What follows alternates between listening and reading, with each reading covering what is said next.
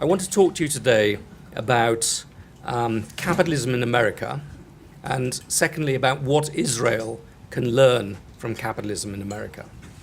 And I want to start off by proposing a thought experiment to you all.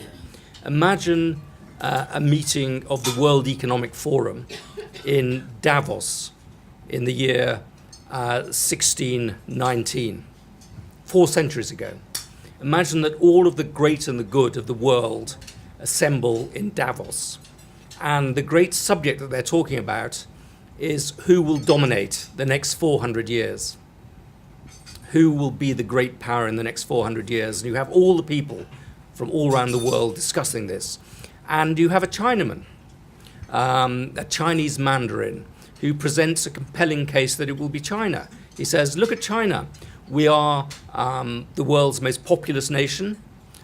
We have an intellectual Mandarin class selected from the entire country. We have the world's biggest city in Beijing. We have the world's biggest encyclopedia. We have the world's best navy. We have a wall. What better thing could you have for greatness than a wall? Surely it's going to be China. Then you have you have a Turk who says, well, look at the Ottoman Empire. It's one of the world's greatest empires. It unites Muslim populations from all around the world. It's got this fantastic city of Constantinople. We are expanding westward. We're just about to conquer Vienna. A perfectly plausible case. Then you have a Mughal prince who said it must be India. India is the most religiously and ethnically diverse country in the world. It's the most sophisticated in all sorts of ways. We've built all these wonderful buildings. We are a great cocktail of diversity and creativity. Then you have a Spaniard making the case for Spain. He says, we've got the Habsburg Empire, includes all of these countries like Holland. It includes Spain. We're invading and conquering and subordinating Latin America. We've got all this silver that makes us fantastically rich. Then you even get a Briton who comes up and says, look, you're all wrong. It's going to be Britain. This tiny little country is going to dominate the world in the years to come. We've invented a parliamentary government. We've invented the joint stock company. We're breaking with this ossified, useless continent of Europe to become independent. We're Protestants rather than Catholics. You can see all of these people making these cases, but nobody at that time would ever have mentioned the United States. The United States was completely irrelevant to anybody's calculation at that time.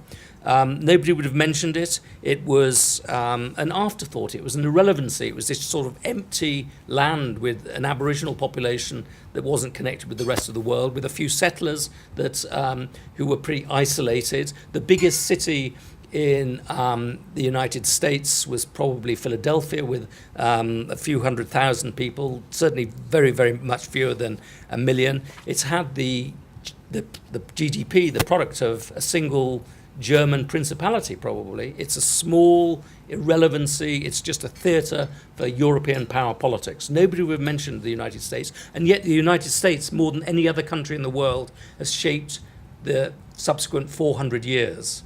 The United States, more than any other country, has defined what modernity means. If it hadn't been for America, plus Britain, Hitler would have been even more successful, even more murderous than he was. If it hadn't been for America, Stalin would probably have won the Cold War. The balance of liberalism, the future of liberalism was dependent upon this country. And if you look at what America did 400 years later, 400 years after my imaginary meeting of Davos, America is 5% of the world's population and 25% of the world's GDP.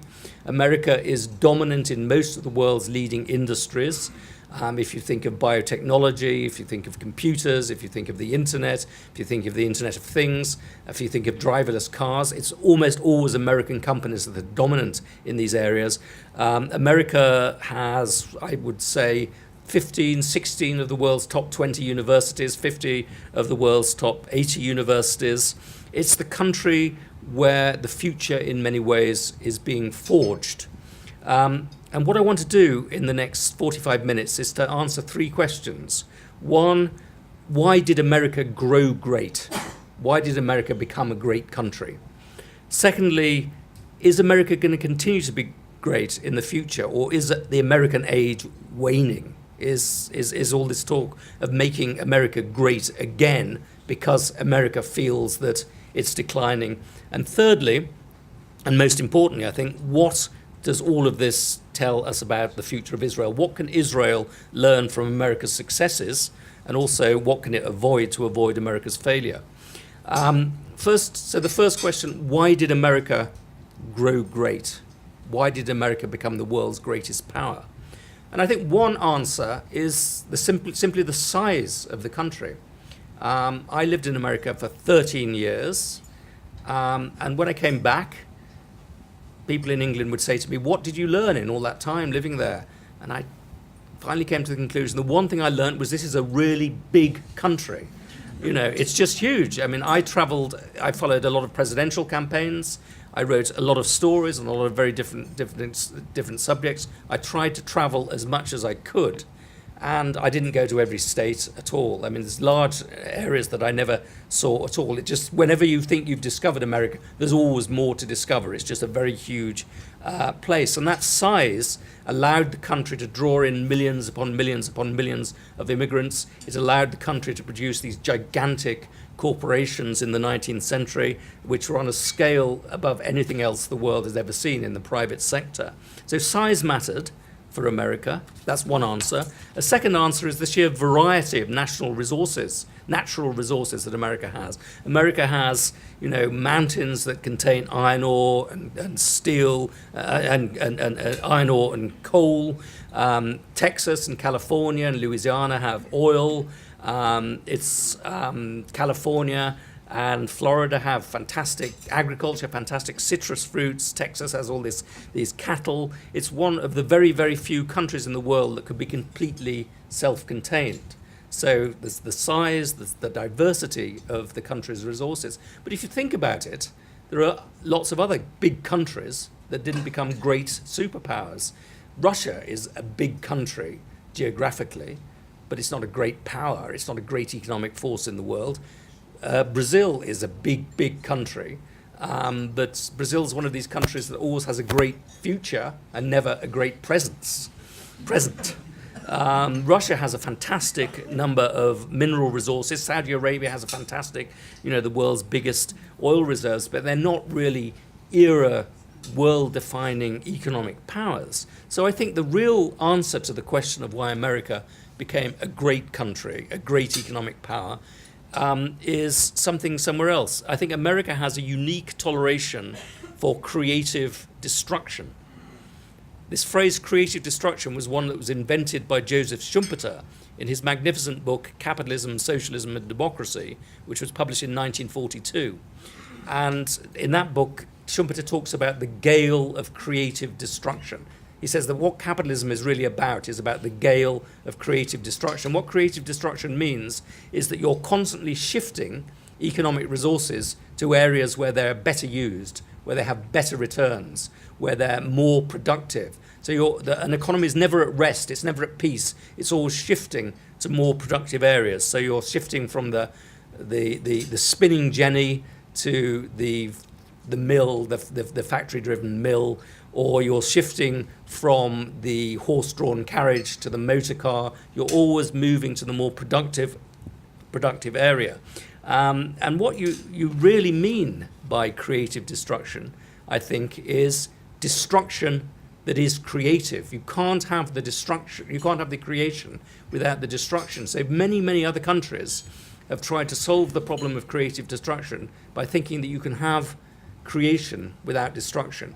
So in Latin America, you have this idea that anything that goes wrong, anything that's unfortunate, is the fault of evil oligarchs or capitalists exploiting people.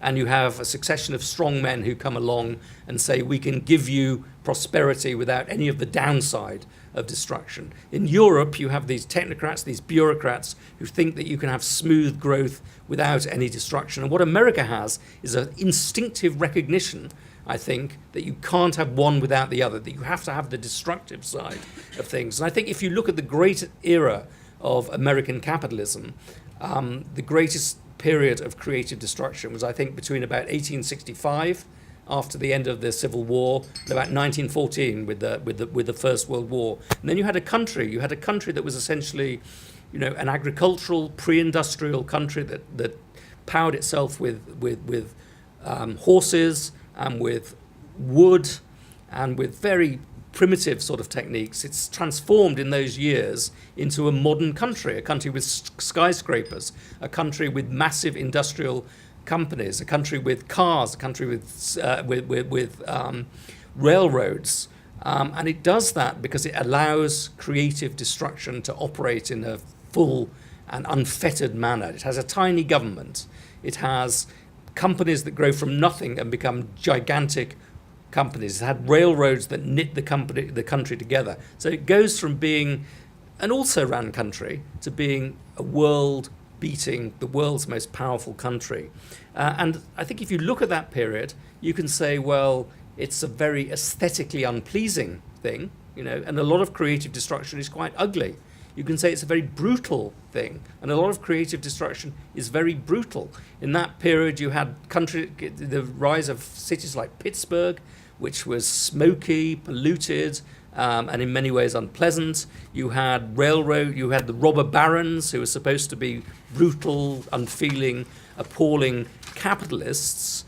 But what you also had in that period was a massive growth in productivity. And you had a massive growth in productivity precisely because you had this notion of creative destruction, this notion of reinvention at the heart of the economy. And a lot of people have complained, for example, about the wealth of the robber barons, the fact that a very small group of people managed to accumulate a huge amount of wealth, which is exactly what happened. The Rockefellers, the Carnegies of this world became incredibly rich. But they became incredibly rich, I think, not because they were robbing people, not because they were exploiting people, because they were in charge of productivity improvements, because they were creating huge improvements in productivity. And what happened then? The price of oil and the price of steel went down by about 90% in that year, which means that all the great inputs into the economy are getting much, much cheaper. So people collectively are getting much wealthier. So for all of the ugliness of creative destruction, for all of the brutality, for all of the inequality, what you're doing is driving up the productivity of the economy, and by driving up the productivity of the economy, you're improving the living standards of everybody, of all sorts of ordinary, regular people. And again, I'll point to a quotation from Schumpeter. Schumpeter talks about silk stockings. He says that Queen Elizabeth had silk stockings, and nobody else had silk stockings. You had to be a queen to have silk stockings. But a few centuries later, the middle of the 19th century, let's say, every shop girl, in his phrase, has silk stockings. And he says the genius of capitalism is not to provide queens with millions and millions and millions of pairs of silk stockings. Nobody needs millions of pairs of silk stockings. The genius of capitalism is to take something that is a privilege of a tiny, tiny minority of people, and by driving down the cost of it, by making it easier to buy, putting it in the hands of everybody who can do it. So what's happened to silk stockings, of course, has happened to every other sort of commodity over time. So this is the genius of creative destruction. It's not pretty, it's not nice, it's quite often brutal, but what it does is raise the productivity of the overall economy, and by raising the productivity of the overall economy, makes things that were once very expensive and very rare, very common, and very cheap. So America has this extraordinary propensity, this ability, this aptitude for creative destruction. Why? Why does America have this aptitude for creative destruction more than any other country in the world? I think partly because America was born in the modern era. Most countries in the world have a long past, a long feudal past, a long set of traditions, institutions that were made in an era of stability, of stasis. America was born in the modern era. The American Revolution, what is in 1777, the Wealth of Nations, Adam Smith's Wealth of Nations, is published in 1776. And that is the book that really defines modern economics. And that is a book, essentially, which says that the natural order of things is not stability, it's dynamism, it's change. And the way that you get that change is by everybody pursuing their individual self-interest. And the logic of everybody pursuing their individual self-interest is that the collective good is achieved. So before Adam Smith, there's the assumption that pursuing your own self-interest is evil, is immoral, is wrong, and that society should, by its very nature, be stable.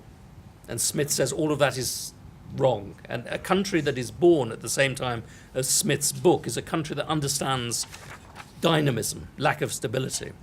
The second thing is America is a nation of immigrants. It's founded by settlers. It keeps sucking in millions upon millions upon millions of people. And these people tend to have a very skeptical attitude about authority. So you have Puritans who go to America because they question the church. You have the younger sons of aristocrats who go to America because they're not going to inherit an estate. They have to make their own way in the world. And you have adventurers who just want to go somewhere else for a big adventure. And you have to be fairly entrepreneurial and innovative and brave to go to this country. And I think most of a very significant proportion of America's great entrepreneurs have been immigrants. Think of Alexander Graham Bell and Andrew Carnegie from Scotland, or Tesla, who was from Serbia, or George Mitchell, an extraordinary figure who invented petroleum fracking, who was the son of a Greek goat herd. You know, this constant supply of immigrants has been incredibly important. America's a frontier society. It's a society whose self-definition, when you think of America, you think of cowboys, you think of stagecoaches, you think of the Pony Express. If you think of America's greatest president, you think of Theodore Roosevelt, who spent a lot of his life on the frontier, who celebrated frontiersmen. And now, with the technological revolution, again, that's driven by the notion of a frontier.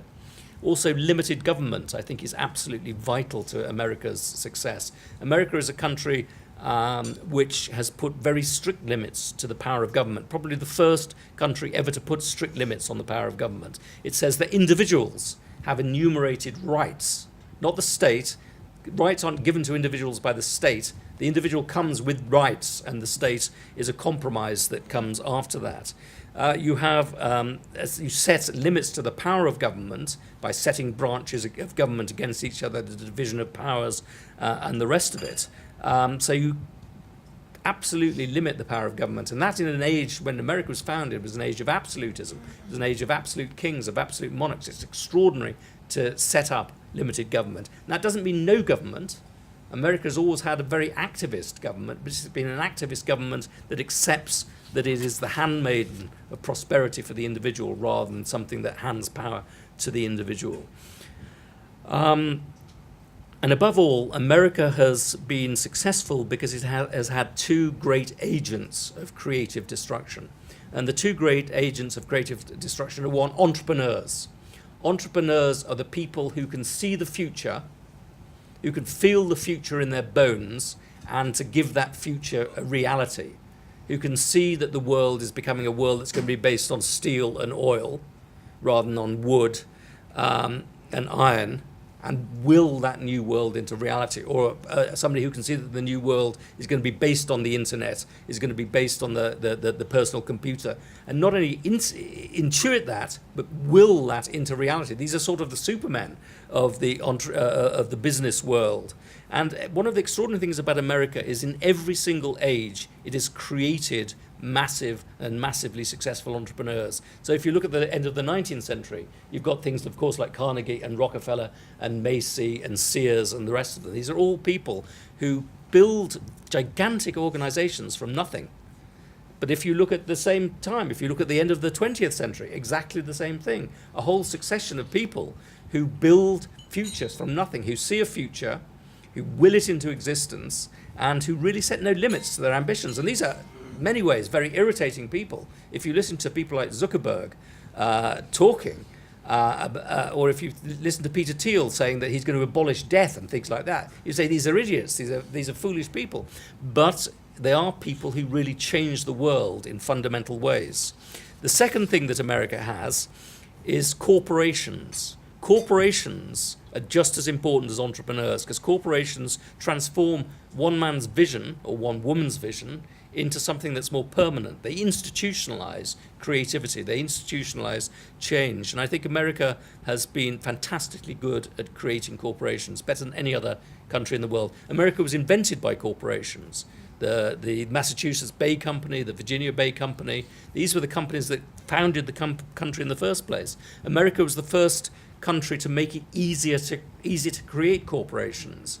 Up until the early 19th century, corporations were very hard to create. You had to go to the government and say, can I create a company? And the government would and then it would say, yes, you can create a company, but only if you're going to build a bridge or only if you're going to build a canal. You had to create a specific company for a specific project, which made it all very slow and all very corrupt and all very difficult. And America simply said, anybody can create a company. Anybody can get the privilege of limited liability.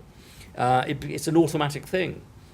Britain then did that a decade or so later, and that really changed the world, taking the corporation, from something which is a privilege for a few to something that be created by anybody.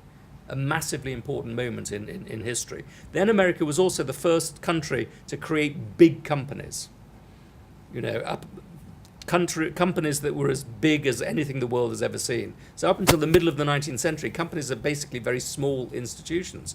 But in the second half of the 19th century, they become gigantic organizations the size of continents, or organizations that employ as many people as Napoleon's armies or Alexander the Great's armies. Carnegie employed 250,000 people. Nobody in private industry had ever done anything like that before. Again, America is the country that brings together the entrepreneur and the corporation into something that is world-changing. And finally, I think America has an extraordinary ability to reinvent itself. It reinvented itself in the 1930s. In the 1930s, the Great Depression, 25% of the workforce out of work. It looked as though the capitalist economy was collapsing. Then by the 1940s and 50s, America is producing 3/4 of the world's manufacturing goods. In the 1970s, America has got an energy crisis. America has got a steel crisis. The cars they're making are no good. And, it really looks as though the future lies with Japan, let's say, rather than the United States. And again, by the 1980s, a very substantial reinvention. America becomes the country that's dominant in high tech, in finance, in creative industries, a big reinvention going on. So this constant process of reinventing yourself, not sticking with the old things, but creating new things, is very vital. That brings me to the second question, which is America going to continue to be great? Does it have the future in the way that it's had the last 4 centuries? And I think that's a lot more difficult to answer. It's a lot less obvious than you'd think it would be. America is seeing a lot of big problems, I think. Economists talk about the great stagnation. Productivity growth has been much lower since 2000 than it was in the 1990s or before that. 3/4 of American sectors of the American economy are seeing concentration. So they're dominated by 2 or 3 companies. So America is seeing that. We've seen very dysfunctional politics. We're seeing entitlements expanding very rapidly. So in the mid-1960s, entitlements are about 5% of GDP. They're now closer to 20% of GDP. So big growth in entitlements. Entitlements are very badly designed. So you have a lot of people who are getting entitlements that don't need them. You're getting a lot of money going to older people who are already quite wealthy. And that money means, because you've got a system that automatically pays for pensions, you're taking money away from investment in things like railways or airports or roads or infrastructure. So you've got the infrastructure collapsing because of the automatic pilot. And I think what we've seen in the 2008 financial crisis is a fragile financial system, which caused, the breakup of which caused huge problems. So America, I wouldn't bet against it, but there are a whole series of things that are flashing red. And as America begins to slow down, at the same time we see China powering ahead. And America, for the first time, is confronted by a competitor which is as big and in some ways as powerful not quite as innovative, but is potentially as powerful as the United States. So this is its biggest problem since it was founded. So not certain that America will get ahead. It might be able to reinvent itself as it did in the 70s. It might not. What are lessons now? Thirdly, my third question, the most important one, is what lessons can Israel learn from America? I think a lot of the qualities which made America great, you can see in Israel. Israel was a state that was created in the era of modernity. It wasn't entirely created in a tabula rasa. You can see that there's a lot of history, a lot more history than there was in the United States, but it didn't have this sort of feudal civilization overhanging it in the way that Britain, for example, did. It didn't have a feudal aristocracy. It didn't have a set of pre-industrial attitudes which held it back. Israel has had an amazing American-style ability to reinvent itself. If you think that this was a country that was started off as a socialist country by socialists, and then it seems to have reinvented itself as something that's very different from that, as a country of capitalists, of startups, of entrepreneurs. And in some ways, Israel seems to have gone in the opposite direction from the United States. The United States starts off as a very individualistic country and becomes increasingly collectivist, has an increasingly active big government over time. Israel seems to have gone slightly in the other direction. It's moving in a more individualistic direction, a more entrepreneurial direction. But nevertheless, despite those differences, they're both countries that have succeeded in reinventing themselves.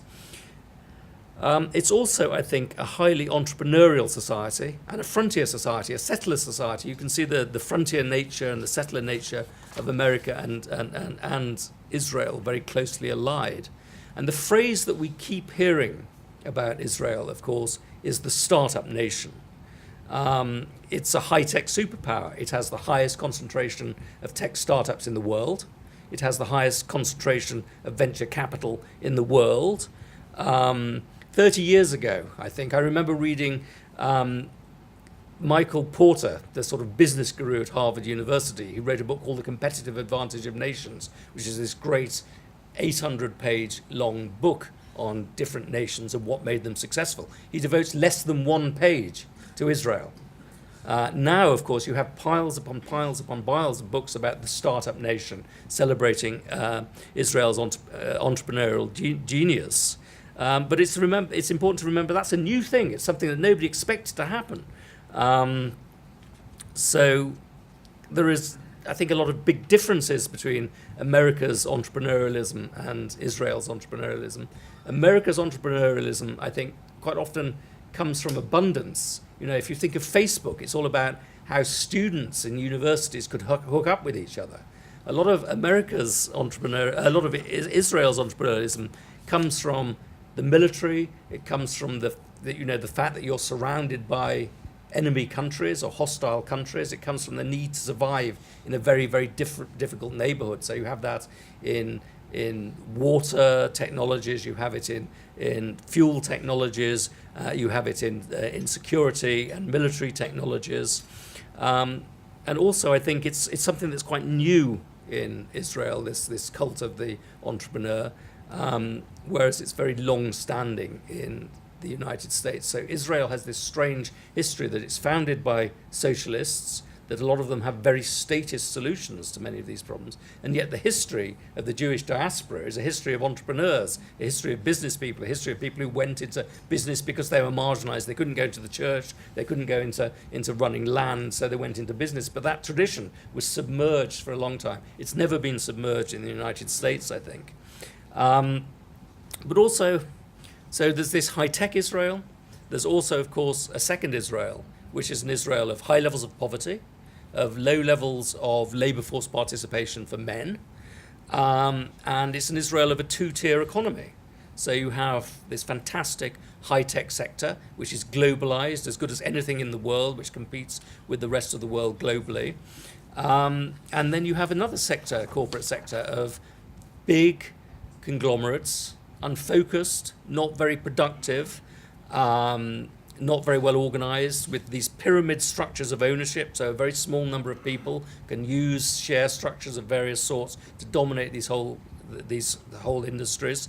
And that is a very dominant, the Israeli stock market is dominated by, I don't know, about 25 family companies. And they're not the world's best or brightest companies. They don't compare with the high-tech companies. So you have a big problem there. A lot of them are very indebted, and a lot of them charge high prices. So what you have in Israel, I think the average cost of living is about 20% higher than in OECD countries. So you have this peculiarity of, on the one hand, a globalized, high-tech, super competitive economy, which could compete with anybody in the world and is as good as anything you have in the United States. And on the other hand, you have a protected, conglomerate-dominated, low-tech economy, which is leading to all sorts of problems of poor productivity and poor levels of growth. So what can you do about these things? I think America has two ways of solving these problems. One is the ability to scale up. Remember I was talking a lot about the fact that America not only produces entrepreneurs, but produced corporations. And it has a fantastic ability to scale up. You haven't had that in Israel. You have companies that are startups that are founded, and then their founders sell out very early, very quickly, mostly to American companies.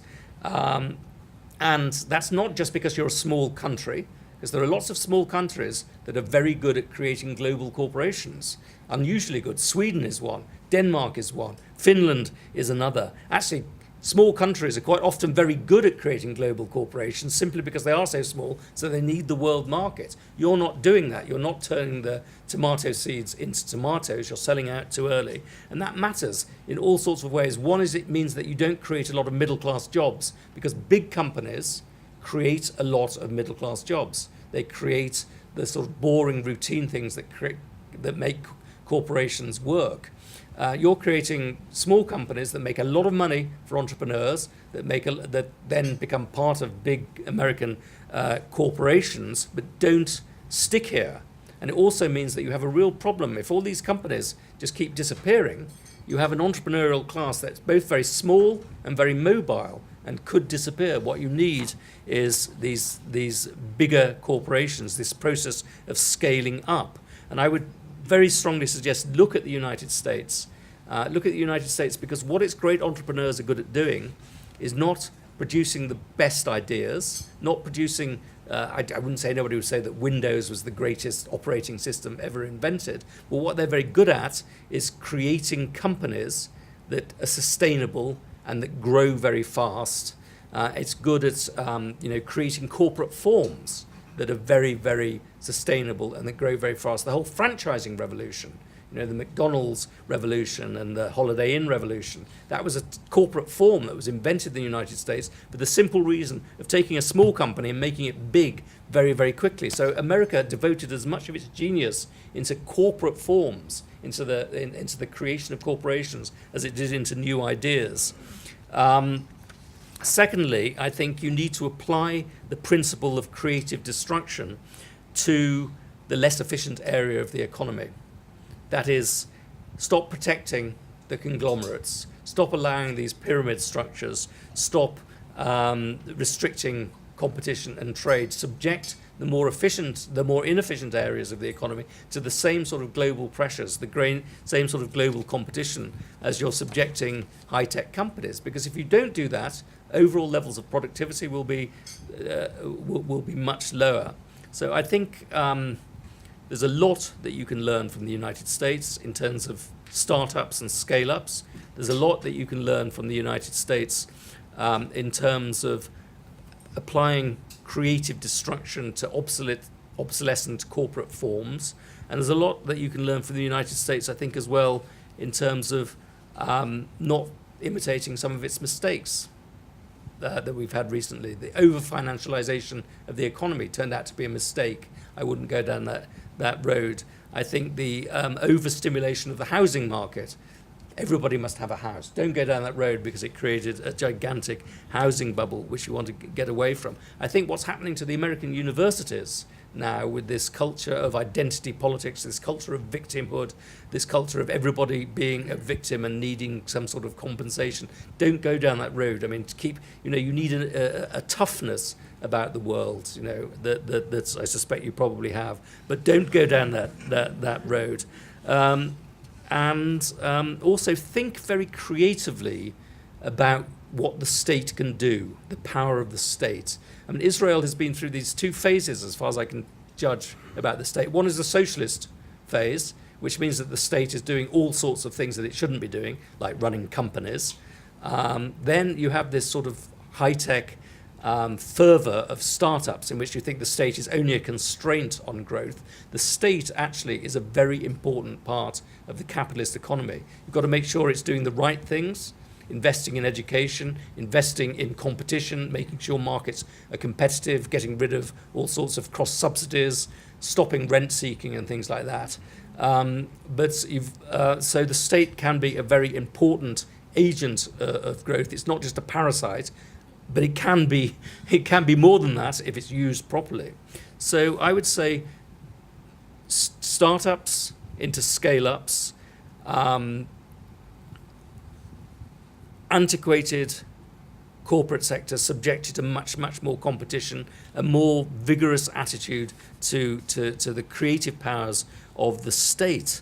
And then I can imagine, if you can imagine a Davos meeting in 20 years' time, an Israeli is there. This is a country that wasn't even mentioned in my first Davos. But you have an Israeli delegates there being asked, how is it that Israel managed to succeed over the last 20 to 30 years? And I think they would then say, focus. We had all these startups, but we managed to make them big. We had this entrepreneurial class, but we managed to create a professional middle class as well. We had this rather corrupt, overbearing, regulation-obsessed state, but we managed to discipline it and train it and make sure it was an important input into the economy. We had all these overblown conglomerates, but we broke them up, we subjected them to competition, and now everybody in Israel can buy things for exactly the OECD average for goods. That might strike you as a sort of optimistic fantasy story in 20 years' time, but it's nothing like as fanciful as the idea that this socialist country became one of the world's leading startup capitalist countries. So this capacity to reinvent yourself is something that you share with the United States and is absolutely something that you need to keep working on. And I apologize if I've just given you a lecture on how to run your own country. Thank you very much. So you gave a few counter examples why a few large and diverse countries who didn't succeed as much as the United States. I would like to ask, like a country like the Netherlands, which also had a very ease to create a corporation, a lot of credits.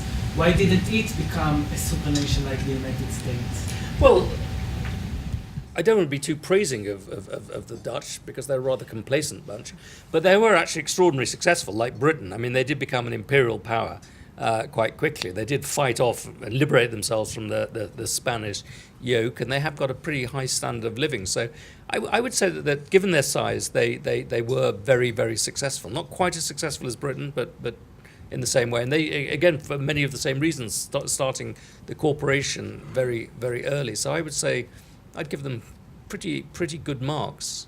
I mean, the anomaly here in terms of small countries that became sort of world dominant was Britain, which did it. 3/4 of the world's surface was under British control at one point, which is quite an extraordinary thing. But I think there is definitely no correlation between the size of the country and its success. Indeed, some of the most extraordinarily successful countries, if you think in the modern world, I mean, Denmark, Sweden, Norway, I mean, amazingly successful countries and also very small and also very globalized, actually, I think. Yeah. Two things. The first one is, I understand why protectionism is terrible. One of the defenses is, what about if we need to be self-sufficient, which is a potential in this country? That's question number one. Question number two is the cultural aspect. which is, well, there's a lot of different parts of it, but one of the pieces that were unique about the US and about capitalism in general is that it's based on a very thick and rich foundation of moral deistic thought. Yes. And if you lose the moral deistic thought, you lose your self-discipline so that you don't abuse the trust between people. Your contracts mean little.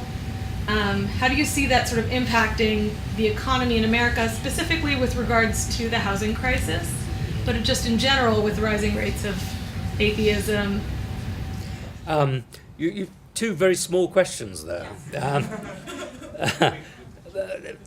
How can I answer those two? Firstly, in terms of self-sufficiency, I think the justification of a lot of the conglomerates is nothing to do with self-sufficiency. I mean, these are companies that aren't producing goods that need to be protected they're protectionist because it's a way of charging extra money for what they're doing. In fact, they make it more difficult for a country to become autarkic, if that's necessary. Now, I realize that you're in a very different position. I realize that it's quite difficult for you to trade with many of your close neighbors, but I would nevertheless say that self-sufficiency is very, very hard, particularly when you have a high-tech economy. And self-sufficiency also in a high-tech economy means something else, doesn't it? Because you're transmitting large amounts of data across borders, information, and that's much more difficult for hostile powers to interrupt. So the high-tech sector is necessarily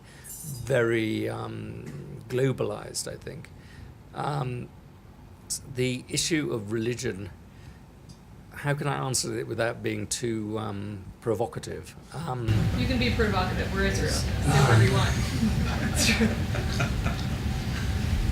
What worries me most about what's happening in the United States at the moment is not just economic. I mean, I'm very worried that you have this concentration of companies, this, in 3/4 of markets, 2 or 3 dominant companies. That's also true in Silicon Valley, which I think is slowing down the rate of innovation there.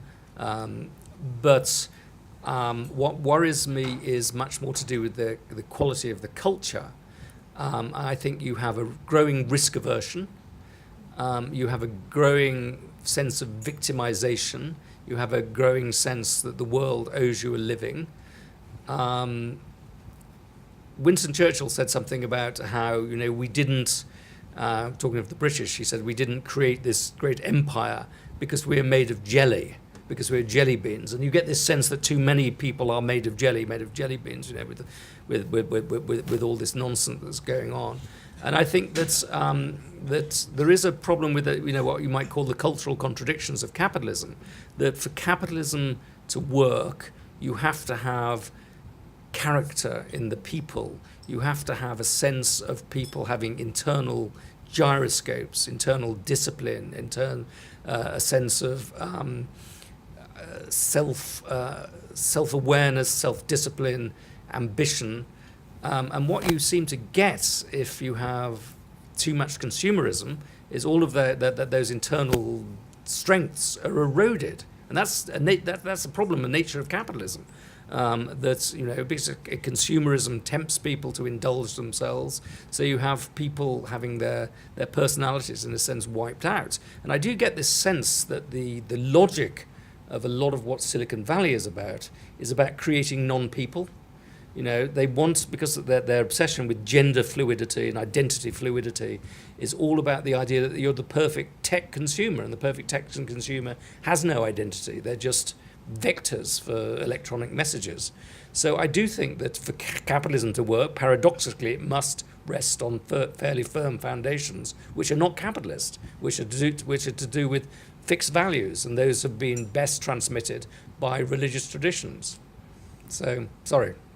If that's, but I'm very worried about the nature of the culture. So. Thank you very much. It was very interesting. I wanted to ask, you mentioned Israel is a fairly innovative country, and also the U.S. is one who's still at the forefront of technology. And paradoxically, Israel is a very conservative country, socially speaking and religiously speaking.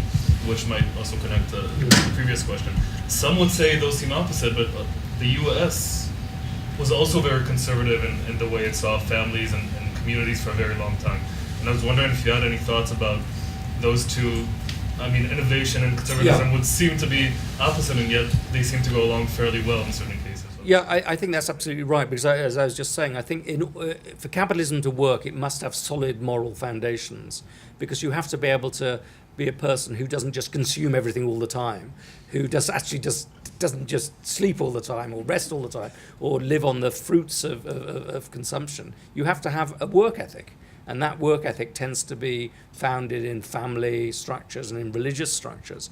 And I think there's something very interesting going on in the United States at the moment, in that you have a culture that is sort of bohemian, and Hollywood preaches all of these awful things, and the New Yorker and all of this, the rest preach this sort of these antinomian values, and traditional morality is bad, self-indulgence is good, and gender fluidity and all the rest of it.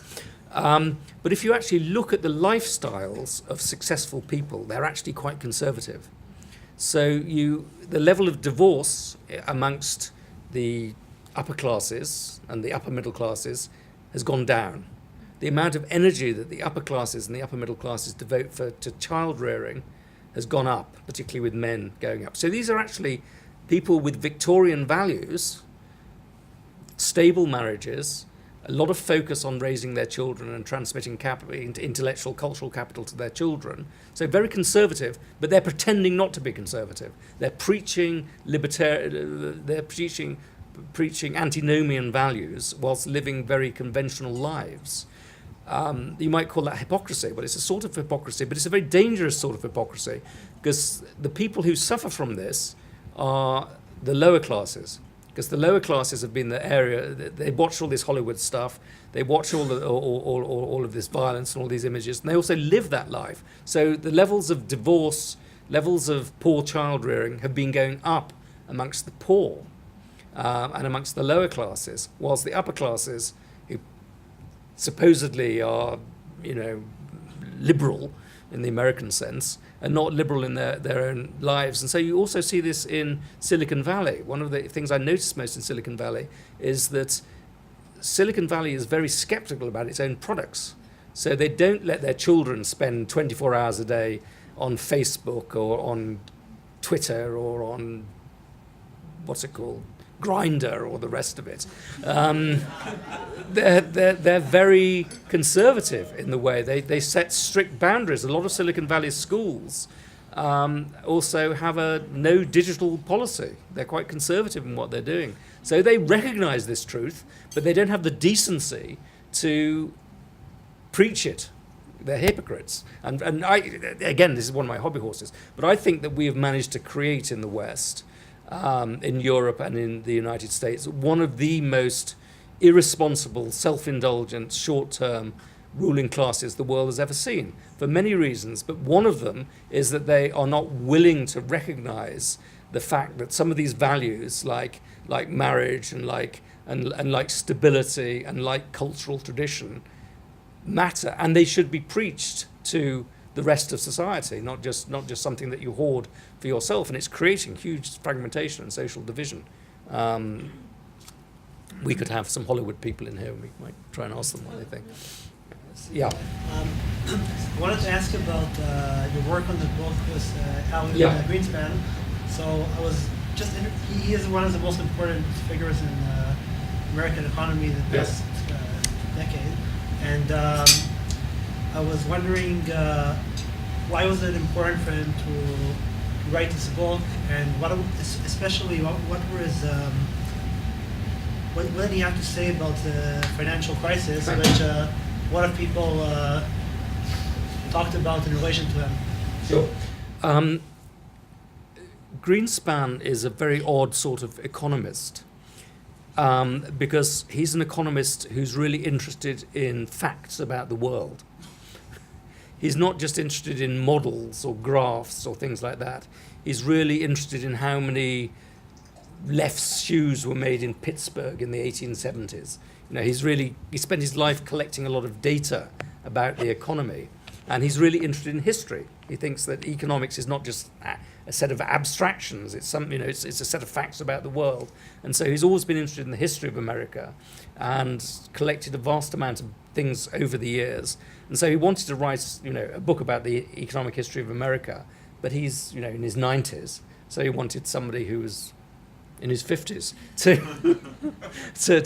come along. And we had the same publisher, we had the same editor at Penguin Press, and he thought he'd put us together. And so we talked and we agreed on more things than we disagreed. So we sat down and we wrote the book together. I used to go into his office, and he had a sort of big round table, and he could sit there and talk and lecture and reminisce about this, that, and the other, and come up with charts about the price of gold in 1910 and things like that. And so, that the book came out of that. I remember once, I liked him a lot. We got on very well. I remember once we were sitting there, and we'd been working much of the afternoon. It was been a long day, and the former chairman of the Federal Reserve said to me, he looks at me and said, "Do you ever indulge?" And I thought, this is interesting. And I said, I've been known to indulge. Sometimes at university I would indulge. And he said, oh, good. So he got up and he shuffled across to his desk and fiddled around in the bottom drawer of his chest of drawers of his bureau and produced this package. And he came over and pushed this package down in front of me. And it turned out it was a bar of chocolate. So he sat there for the rest of the afternoon eating the chocolate, which I think his wife didn't really want him to do. But it was. And then the financial crisis. Obviously, that was a major thing. And there's quite a lot in this book on the financial crisis, which he wrote much more than I wrote. But I think he felt guilty to a certain extent about the financial crisis, but not overwhelmingly, in the sense that he thought the roots of the financial crisis lay much more with housing policy and the desire of both the Republicans and the Democrats to make sure that everybody had a house, everybody owned a house. So Fannie Mae and Freddie Mac, which are very appalling organizations in many ways, kept interest rates artificially low, even more than the Fed did. They pumped out a lot of cheap loans to people, and they made it very easy for people to get loans even if they didn't have qualifications for doing it. And everybody goes on about what a terrible thing it was. But both the Democrats and the Republicans were strongly in favor of subprime mortgages. They wanted poor people to have gigantic mortgages. And the Democrats, went on and on and on about this. How can you deny these families, these people, these minorities mortgages? Then the next moment you're saying, what are you doing giving mortgages to these people who can't afford to pay for them? And there's a lot in this book about how we avoid future financial crises, which is all about forcing banks to have less leverage, to have much bigger capital buffers than they've currently got. And what we argue in the book, and I think rightly so, is that they've tried to deal with the problem of financial crises by regulation, very, very complicated regulation in terms of Dodd-Frank, which is thousands of pages long, written by lobbyists, written by interest groups. And we say you could have a much simpler way of doing that, which is to force them to hold 5-10% of their capital in reserve in case there's a financial crisis. I think Lehman, when it went bankrupt, had virtually no buffers at all. I mean, it was incredibly leveraged, as indeed are many European banks still. So, again. I'll go again. Yeah, go ahead. I think there's another question. Somebody else. Nothing to do with Israel.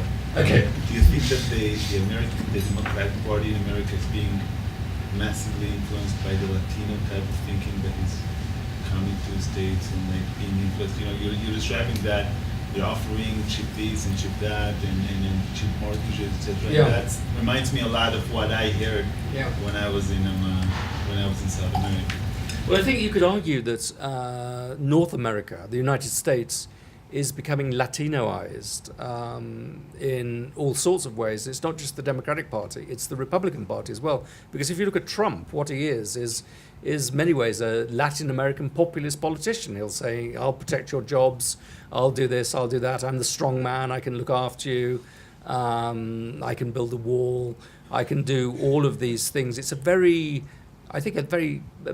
sort of Peronista Latin American style thing, and it's also, whipping up hostility towards the rich, the liberals, the powerful, corporations who are exporting all your jobs. It's very Latin, and of course you have the same on the Democratic side. I would say on the Democratic side, what you're seeing is an almost irresistible tug to the left from, the feminization of politics, ethnic minorities, demonization of white men. It's all pulling them more and more to the left. And I think it's very, very difficult if you say that all white men are by definition evil. If you're doing that, you've alienated a lot of potential voters, because you're also alienated a lot of their wives. And I think that tug to the left, driven by a lot of university identity politics, and which combines a sort of, on the one hand, ethnic politics, which is about spoils to a big extent, with upper middle class condescension or dislike of white working class people, is very, very dangerous. I think it's very hard to produce a majority out of that. I think the Democrats had one big chance of winning the election, which was to have Joe Biden, because Joe Biden, people want to have permission not to vote for Trump. I mean, a lot of white working class people don't like Trump. They want to have permission not to vote for him, but then they get all these Democrats insulting them, so they go back to him. I think Joe Biden would have beaten him. He would have given lots of people permission to vote Democratic again. But now the AOC thing and everything is pulling them to the left, and I think Trump will probably win as a result of that. So I think it's and the New York Times and the media Mueller thing, assuming that Trump must be guilty and writing 1 million words on the assumption that he's guilty and all of that, they're doing themselves a lot of harm. So eventually you may get a Bill Clinton-style figure who can rescue the Democratic Party, but at the moment it looks as though it's absolutely committed to self-destruction. Steve Bannon, Steve Bannon's strategy was always to say, he said, we want to drive the Democrats as mad as possible, drive them as much to the left as possible, because if you've got mad Democrats versus mad Republicans win. And it may not be a very good thing for the future of the country, but I think he's probably right that's how partisanship works. Yeah. So let me go back to a few extremely important points you made. One is about creative destruction. Yeah. And you also made the point that to talk about capitalism is also to recognize that there is indeed a role for government. Absolutely. Now, two big distinctions between the United States and Israel is the United States is a country that was formed with a constitution. Yes. And Israel does not have a constitution. And we have elections tomorrow, and I think one of the big questions in this country is what's the role of government? Yeah. And the one thing that's happened over the years in the United States is, in the early days, the Constitution very rigorously defined the role of government, kept it very limited. And I think this played a key role in allowing the creative destruction that you're talking about. Over the years, particularly beginning in the 1930s, there were serious reinterpretations of the Constitution of the United States that enabled very large expansion of the role of government. So I would ask you to perhaps extract from what you've studied, what you've written, what you've thought about, what principles would you extract to define the role of government to allow this dynamism to occur? I would say that the role of government is to enable individuals to achieve their potential. So that means that it has a very important role in education. And if you look at the history of the United States had a very, very successful education system very, very early on. So it had land-grant colleges in the 19th century. I think America had far more universities than Britain had. Britain had sort of 2 universities almost at the time, when America had dozens and dozens and dozens of them. So the role of the government is to enable people to achieve their potential. The role of the government is to break up concentrations of power, and concentrations of power in the commercial sector as well as in the political sector. So breaking up monopolies or breaking up pyramid structures of investments and things like that is a very important role for governments. Keeping law and order is and keeping the country defended is absolutely vital to that. And I think that now, in the age of the internet, I think that you have a potential for reinventing government in all sorts of really very interesting ways, which is to turn the government, the state, as it were, into a platform.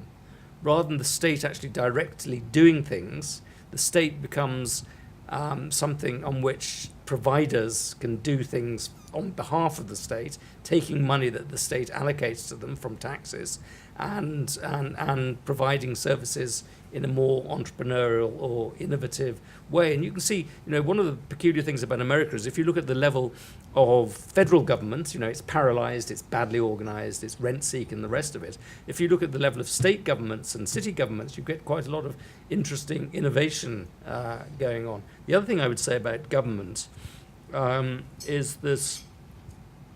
I know that you talked about small government and the virtues of small government, but quite often you find some countries that have got quite big governments have also got quite good governments, in the sense that you've got big government countries that are well run, that are not corrupt, that provide very good services, very good standards of education, and also manage to combine big government with highly efficient globalized companies. And I'm thinking of the Scandinavian countries. You think of Sweden or Denmark, very successful capitalist economies with some of the world's best global corporations, also with quite large governments, smaller than they used to be, but quite large governments. So I think that the capitalism it's much more important for capitalism, not that the government should be small, but the government should be good, and that the government should be meritocratic,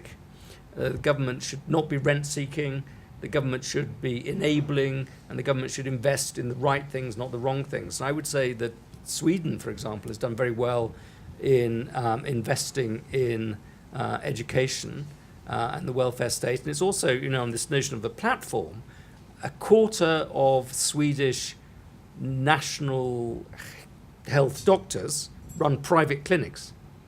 About the same proportion of Sweden's state schools are private schools. So they've got private schools which are getting state money, and they've got a voucher system in Sweden. So you've got a lot of interesting innovation going on in some quite surprising places. So the most important principle, I think, is not smallness, but it's honesty, meritocracy, and competition, which can be in, which the Swedes have really embraced, I think. So. It's really, really interesting listening. I work as a lawyer. Right.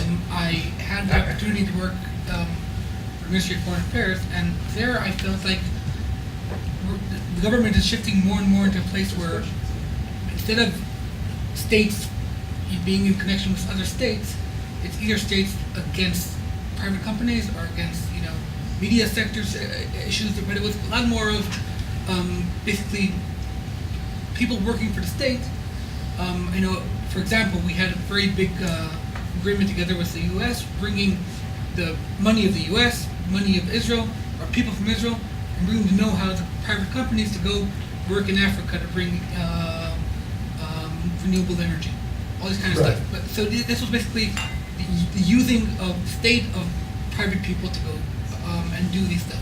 In Europe, you have Europe trying to fight back against Google, against Facebook, against these huge, large private companies. And this shift basically going, I don't know if it's exactly connected, but I feel like it is. You know, you're looking into the States and in Britain, you see a very strong shift to the left, if it's Sanders or Corbyn or whatever. And Israel, where you have, you really don't have that anymore. You know, the biggest left socialist politics parties have become least and least in the past few years. I just wanted to know if you see any shift in the power sections between governments and private companies coming into this, or is this something which always happens? And I think that's really interesting. I think that, you know, one of the things that in the era of neoliberalism, if I could call it that, basically everybody competed to be as nice as possible to business.